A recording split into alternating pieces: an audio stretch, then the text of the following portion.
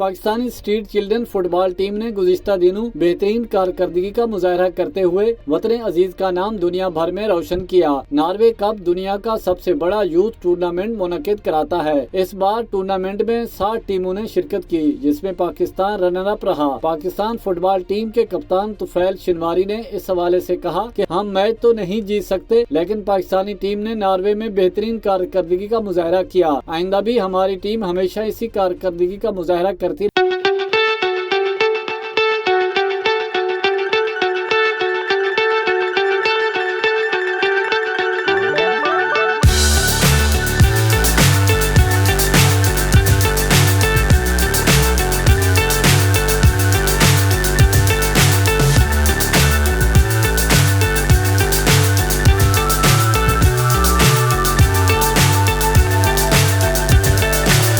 so high I'm hypnotized.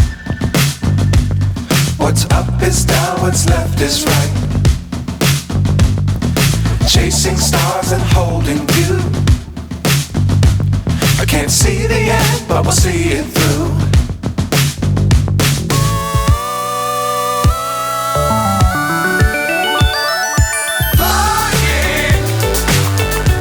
वहाँ पर पाकिस्तान जिंदाबाद और पाकिस्तान का परचम जो सा वो हमने लहराया। नॉर्वे के सख्त मौसम के बावजूद पाकिस्तान ने टूर्नामेंट में शानदार खेल का मुजाहरा किया और फाइनल तक रसाई हासिल करके रनर अप रहा था।